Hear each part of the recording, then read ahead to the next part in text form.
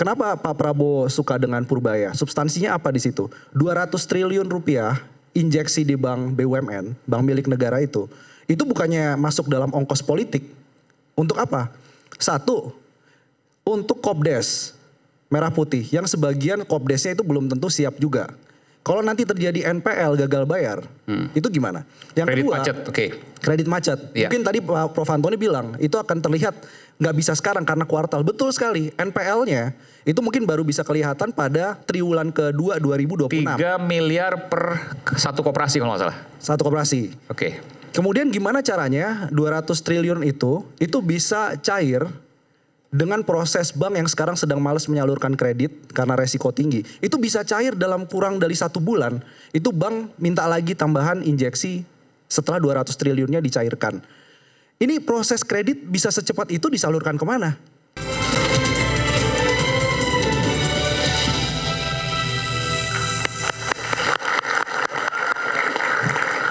Tadi saya potong sedikit, silakan Bung Said teruskan lagi. Tadi ada 10 kementerian yang perlu Pak Purbaya. Gaya Purbaya. Malah kurang sekarang Pak Purbaya nih. Gaya Purbaya yang dibutuhkan. Iya, Karena gaya.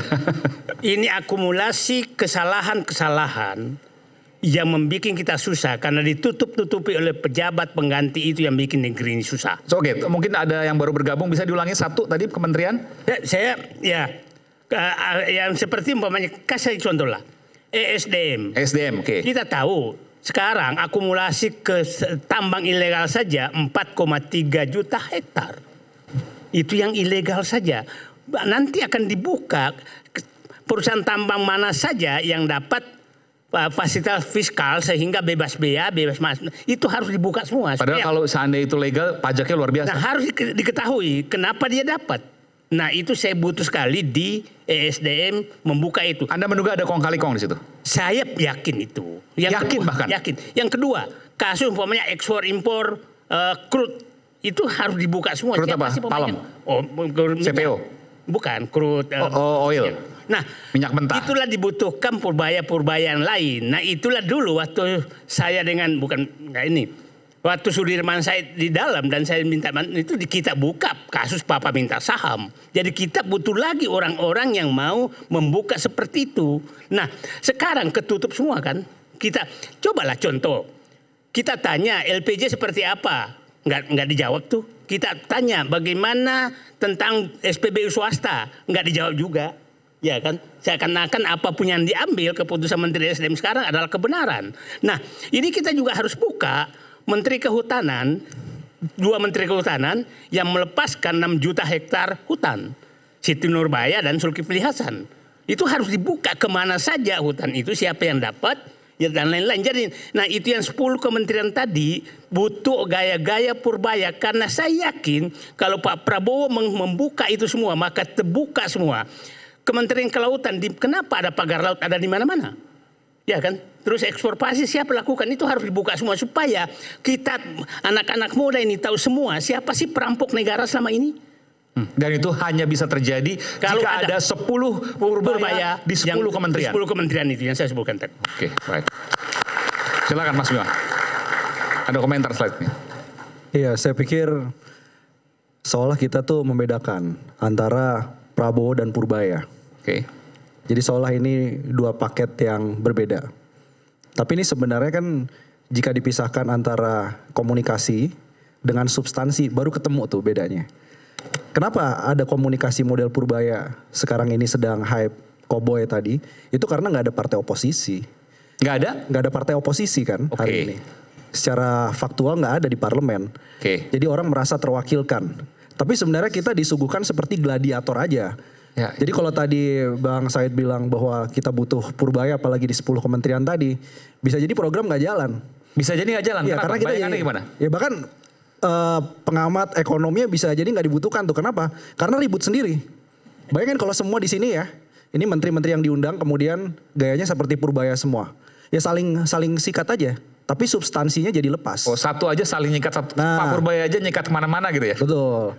Tapi masalahnya begini, kenapa jadi gladiator? Tapi kalau nyikat kemana-mana karena benar kan nggak salah juga dong? Nah problemnya adalah apakah betul kebijakannya baru kita bicara, pisahkan antara gaya komunikasi dengan substansi. Nah substansinya apa?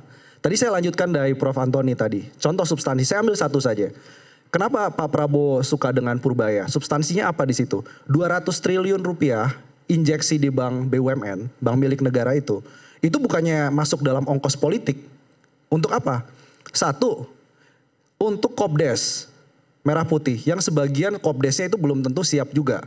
Kalau nanti terjadi NPL gagal bayar, itu gimana? Yang Kredit kedua, macet, oke. kredit macet. Iya. Mungkin tadi Prof. Antoni bilang itu akan terlihat nggak bisa sekarang karena kuartal. Betul sekali. NPL-nya itu mungkin baru bisa kelihatan pada triwulan kedua 2026. 3 miliar per satu koperasi kalau nggak salah. Satu koperasi. Oke. Kemudian gimana caranya 200 triliun itu bisa cair dengan proses bank yang sekarang sedang malas menyalurkan kredit karena resiko tinggi. Itu bisa cair dalam kurang dari 1 bulan. Itu bank minta lagi tambahan injeksi setelah 200 triliunnya dicairkan. Ini proses kredit bisa secepat itu disalurkan kemana? Dan itu nggak pernah dibuka datanya kan kepada publik. Apakah masuk ke dalam perusahaan apa kalau dia korporasi? Kalau dia katanya untuk program prioritas, program apa? Itu nggak dijelaskan juga. Nah disitulah substansinya akhirnya kita melihat. Ini ada 200 triliun rupiah. Ini kalau nggak hati-hati, ini bisa jadi BLBI. Oke. Jilid kedua, ini besar sekali. Dan ini bisa digunakan untuk apa? Untuk program yang nggak ada hubungannya dengan lapangan kerja. Dia cuman menyalurkan pinjaman kepada debitur. Debitur tuh peminjam yang udah ada. Kemudian dia sulit melakukan cicilan. Itu dapat lagi tambahan pinjaman baru. Oke, ini menarik. 200 triliun rupiah yang digelontorkan dari BI ke beberapa bank milik negara, Himbara, yang merupakan perintah Pak Purbaya, kurang lebih gitu ya. Itu bisa menjadi BLBI, Bantuan Likuiditas Bank Indonesia yang bermasalah pada saat reformasi dulu. Terjadi lagi. Sangat bayangannya seperti apa? Misalnya simpelnya seperti apa? Sederhananya. Simpelnya sederhananya begini. Kalau 200 triliun rupiah itu sebagian ke Kopdes ya Merah Putih. Kemudian Kopdes Merah Putihnya bilang, saya nggak siap untuk mengembalikan, pakai dana desa. Dana desa kalau fiskalnya masih bisa, ruang fiskal atau masih ada anggaran lebih untuk bisa membayar ke bank BUMN tadi, sehingga nggak jadi kredit macet. Tapi kalau menjadi kredit macet, ini angkanya besar sekali. Senturi aja berapa triliun? 6,5 Oke, sebenarnya gini. Kan gini, saya paham maksudnya. Kopdes dikasih 3 miliar per satu Kopdes. Oke. Disalurinlah ke berbagai petani misalnya. Ya. Katakanlah macet 3 miliar itu. Ya, dikalikan berapa puluh ribu? Dikalikan, kita bicara satu dulu ya, satu Kopdes dulu. Kan di desa itu ada dana desa. Ya. Jumlahnya berapa dana desa kurang lebih? Dana desa itu kan 1 miliar per tahun. Per tahun per desa. Tapi kan NPL-nya atau kredit macetnya nggak mungkin 3 miliarnya lah. Misalnya sepertiganya, 1 miliar tadi. Nggak mungkin juga berapa biasa kredit macet? Nah ini permasalahannya. Katakanlah misalnya sekian ratus juta, kan bisa ditutupi dari dana desa. Sudah ada tanda tangan. Betul. Problemnya begini, dana desa itu kan ada termin pencairan. Ya. Kalau kemudian belum sesuai dengan terminnya dia udah macet, kan ada jeda nih, bahasa ekonominya tuh ada lag. Ada jeda. Ya. Nah, yang kedua, ini kan anggaran SAL. Sekarang kalau pemerintah sisa anggaran lebih. Kalau pemerintah tahun depan defisitnya melebar, itu mau dipakai untuk sebagai penambal defisit anggaran. Tapi uangnya dipakai dari Bank Himbara tadi dan kemudian jadi sebagian macet, bermasalah. Artinya nggak ada uang buat penyangga? Oh iya, karena kita melakukan survei nih. Apa bahayanya kalau nggak ada uang buat penyangga? Misalnya dipakai buat nanti, tapi nggak ada uangnya karena udah disalurin ke... Oh iya, bisa sistemik ke sektor keuangan. Goncang. Ya karena ini Pak Purbaya itu mencoba, dia masuk bukan hanya sebagai Menteri Keuangan, Bang Aiman. Jadi Gubernur BI sekarang itu namanya Purbaya. Komisioner OJK itu namanya Purbaya. Kalau perlu LPS nanti ketika terjadi ada resiko gagal bayar tadi, LPS-nya itu juga Purbaya juga. Ini yang akhirnya kita bedakan tadi sekali lagi, gaya komunikasi orang boleh ceplas-ceplos, koboi dan lain-lain, orang suka entertain seperti itu. Tapi substansinya ini memupuk resiko bukan cuma ke APBN, tapi resiko juga kepada sektor keuangan. Sekarang gimana? Purbaya nggak mau tahu, 200 triliun kan anggaran dari pemerintah. Yang tanggung jawab siapa? Direksi dari bank-bank BUMN-nya. Anda nggak perform. Direksi bank BUMN tanya lagi pada Purbaya, Pak, kita kan disuruh menyalurkan dengan cepat. 1 bulan harus sudah cair. Kualitas kreditnya gimana? Jadi ini nanti akan saling tuding. Di 2026 itu apabila kalau memang masuk ke dalam pinjaman-pinjaman yang ternyata punya resiko besar.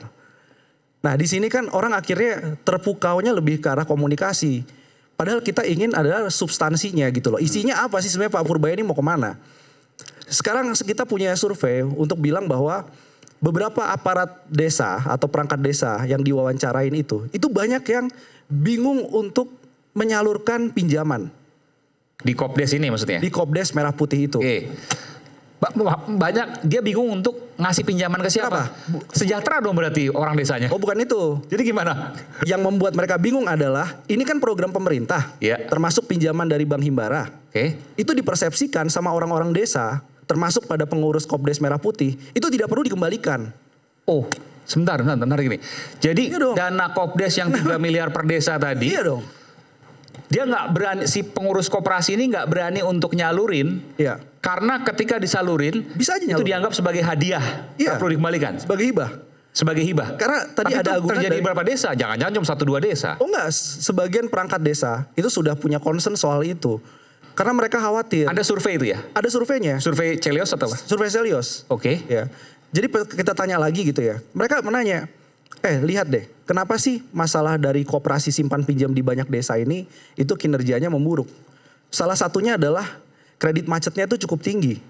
Itu bukan program pemerintah. Nah ini sekarang program pemerintah.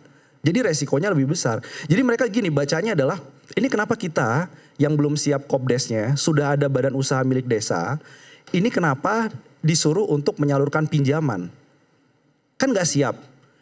Apa yang mereka pikirkan? Khawatir terjadi seperti dana desa 2024. Jadi jelang pemilu 2029 nanti, pilihannya cuma 2. Kalau dia kemudian berseberangan, kriminalisasi. Tapi kalau dia sesuai, bisa jadi diputihkan. Perangkat desanya nih? Perangkat desa. Kepala desa, sekdesnya, dan seterusnya. Karena dia kan pengurus koperasi desa Merah Putih itu? Iya, betul.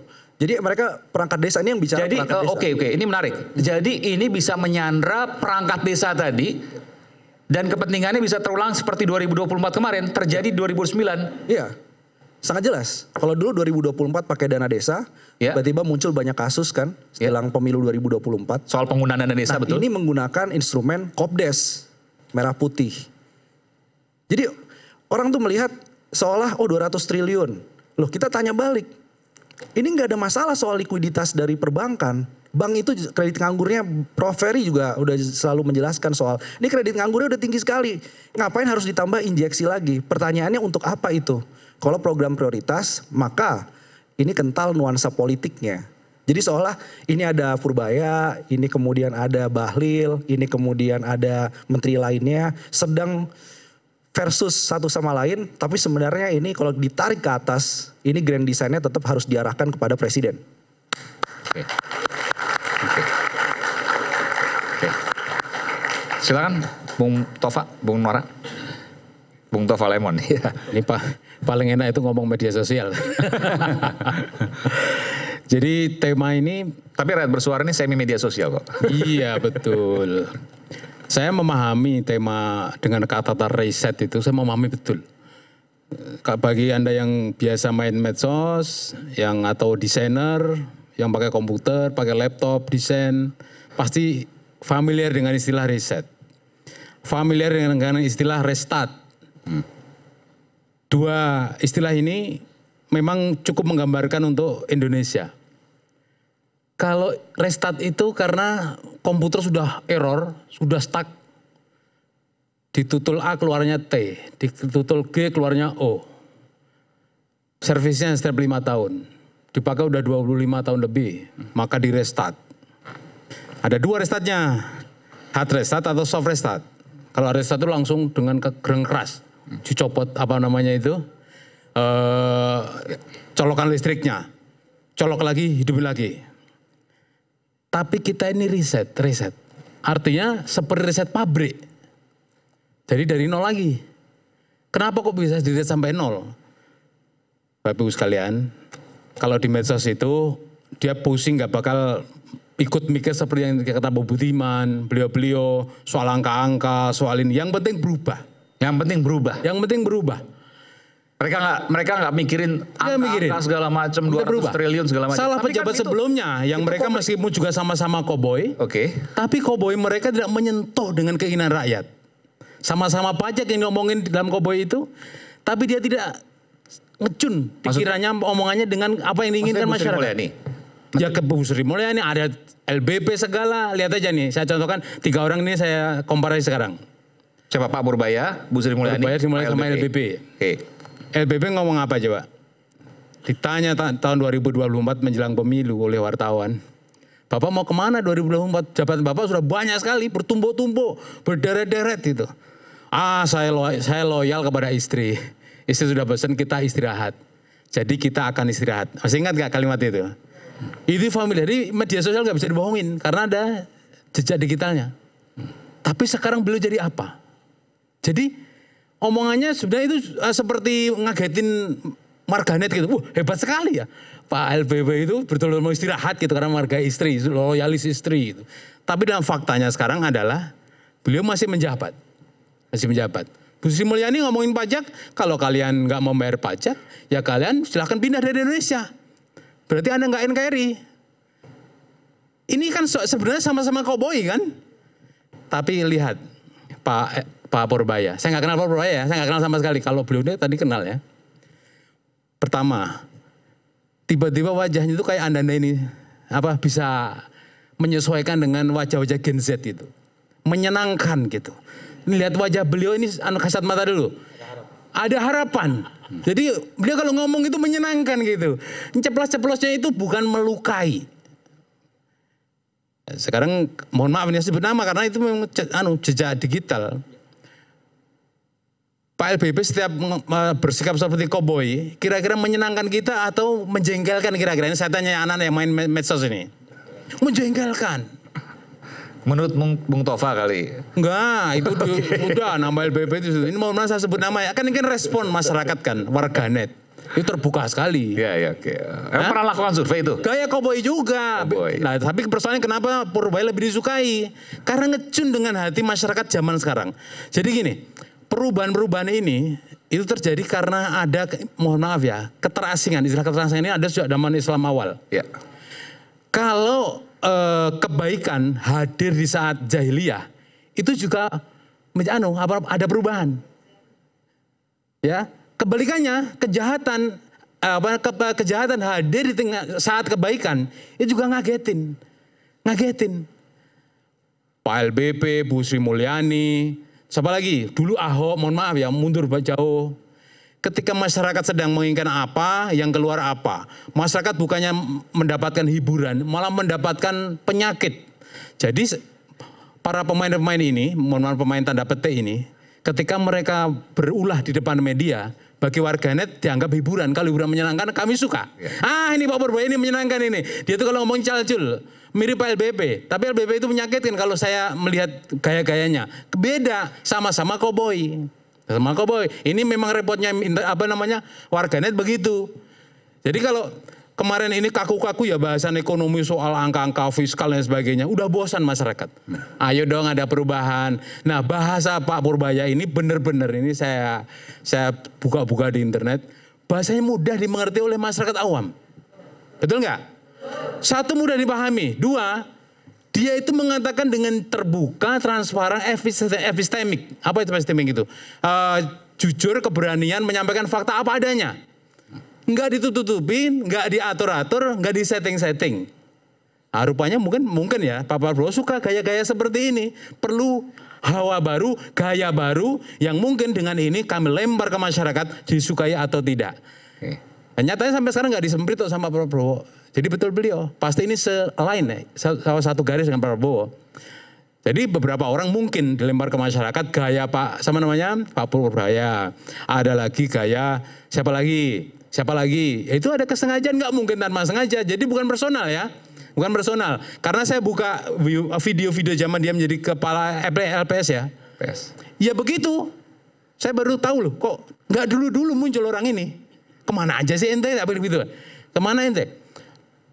Nah, banyak sekali respon positif, ya meskipun belum tentu benar atau tidak, itu kan waktu belum lama ini ditanya wartawan, Pak, gaya Bapak itu dikritik oleh Hasan Nasbi. Katanya kalau ngeritik sesama menteri, mbok di dalam bukan di luar. Lah Hasan Nafsi sendiri juga ngeritik menteri di tempat terbuka. Apa susahnya mengkontak pribadi, bukan di depan media, bukan di podcast. Ini kan serba salah kan?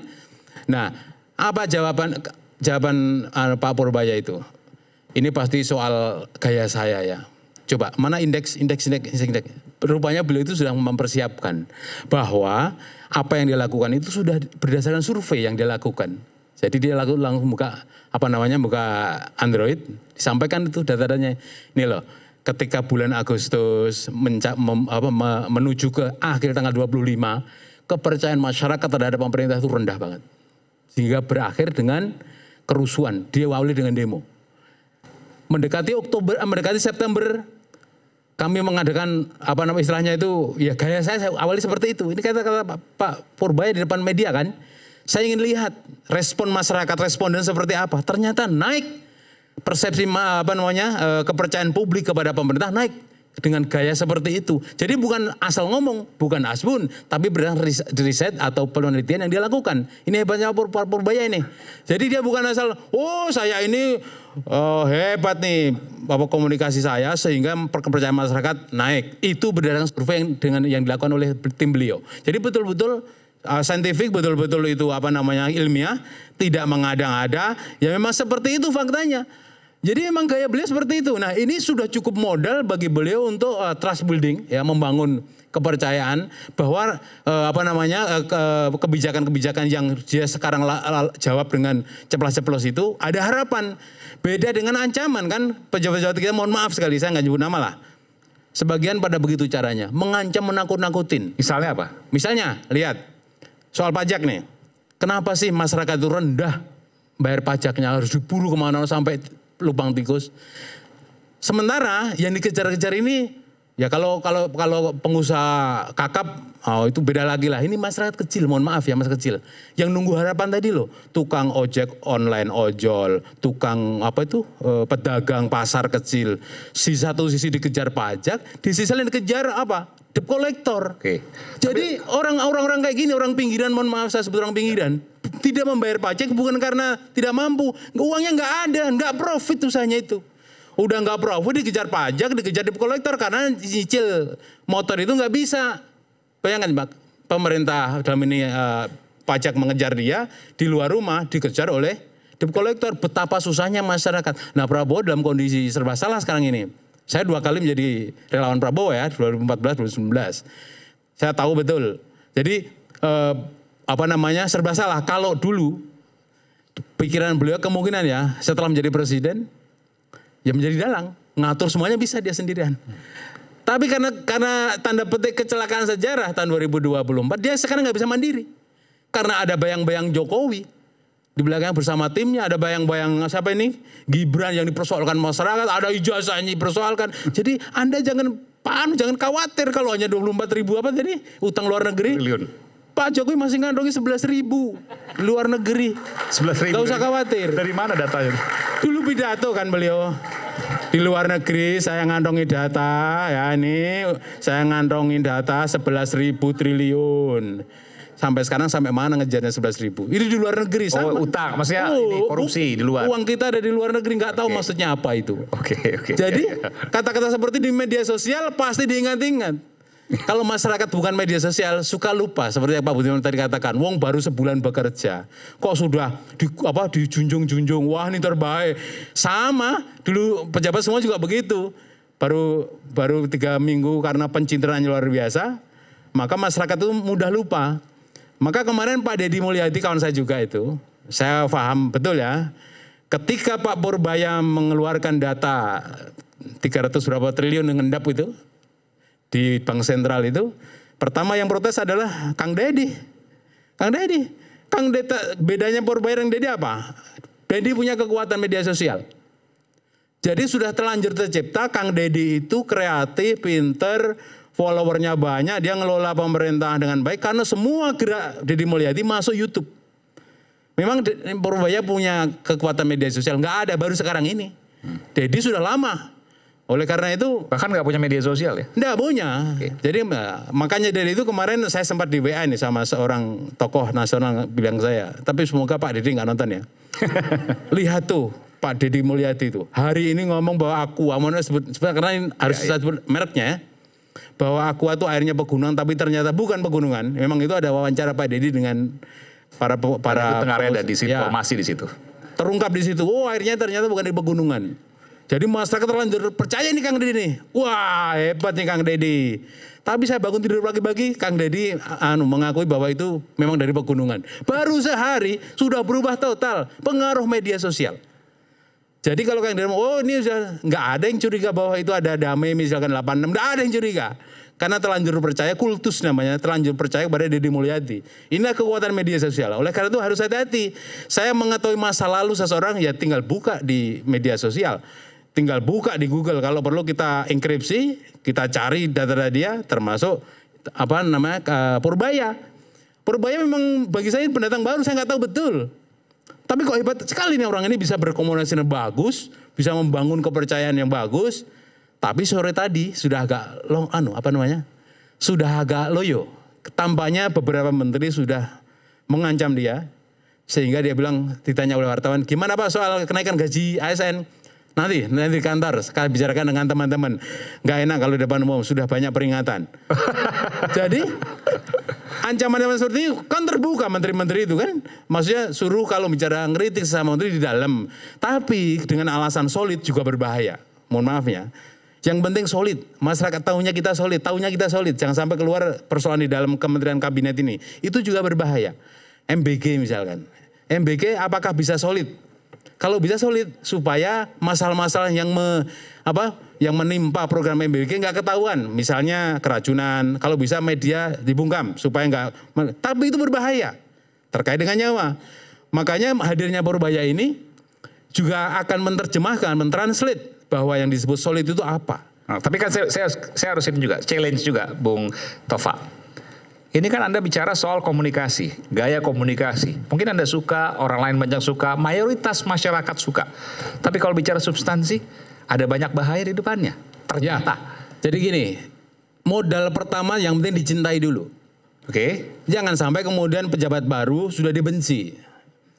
Dia kan pejabat baru. Minimal disukai, tapi kalau pejabat yang sudah lama dijadikan jabatan baru lagi, tambah pejabat lagi, pasti jengkelin itu. Oke, ini udah satu good start lah ini. Good start ini, good start. Baik. Ibaratnya kalau saya sakit, saya dapat obat yang langsung bisa menyembuhkan penyakit, tidak apa-apa. Selanjutnya saya mikirin cara makan supaya nggak terulang penyakitnya. Sama dengan Purbaya ini. Yang penting dia sudah menjadi media darling, warganet darling, menjadi masyarakat suka pada dia, selanjutnya baru dipikirkan. Tidak apa-apa. Oke. Ini seperti bom kejut lah. Seperti itu. Saya lihat Bung Ferdinand udah senyum-senyum, nanti kita kembali. Isu hangat kadang bikin penat, apalagi kalau kita tidak bisa mencerna dengan cermat. Jangan lupa dengan secangkir kopi hangat yang nikmat untuk menemani kebersamaan dalam program Rakyat Bersuara bersama saya Aiman Wicaksono. Dicintai dulu, urusan substansi sambil jalan. Kita kembali sesaat lagi.